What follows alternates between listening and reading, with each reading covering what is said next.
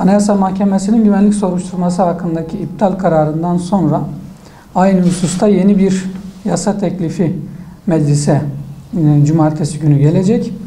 Yeni gelen teklif ile memur alımlarında devletin güvenliği açısından kritik olan gizlilik dereceli kurumlara alımları düzenleyen 4045 sayılı kanun kapsamındaki güvenlik soruşturması şartı getirilmesi ve mevzuat değişikliğinden sonra mağdur olduğunu iddia edip dava açanların davasının da 6 ay süreyle durdurulması ve 4045 sayılı kanun kapsamında değerlendirme komisyonu kurulması ve çalışma usulleri düzenlenecektir.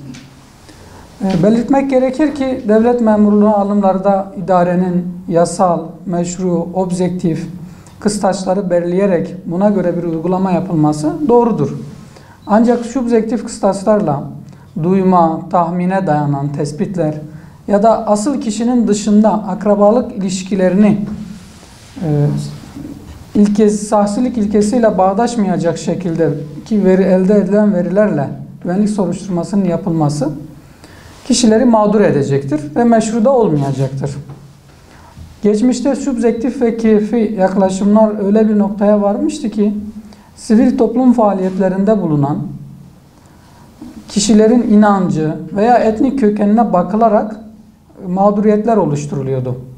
Hatta fişlemeyi yapan görevliler terör örgütü üyeliğinden yargılanmalarına rağmen bunların tuttuğu istihbari raporlar dikkate alınarak kişiler mağdur edilmekteydi. Yine bir kurum tarafından güvenlik soruşturması olumsuz sonuçlanan başka bir kurum tarafından olumlu sonuçlanabiliyordu. Yasa teklifiyle Anayasa Mahkemesi'nce iptal edilen güvenlik soruşturması uygulaması tekrar canlandırılmak ve tahkim edilmek istenmektedir. Sadakat ve bağlılık gibi subjektif kıstaslar getirilmekte. İnsanların sadakat veya bağlılık derecesini ölçecek bir alet olmadığına göre kim neye göre karar verecektir? Teklifte yer alan örgütle eylem birliği ifadesi de farklı yorumlara müsaittir.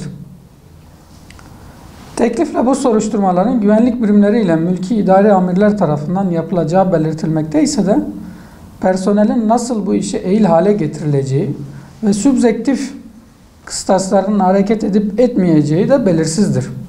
Ayrıca teklifte mahkemedeki yargılamaların durdurulması için belirlenen 6 aylık sürede hak arama hürriyetinin ihlali mahiyetindedir.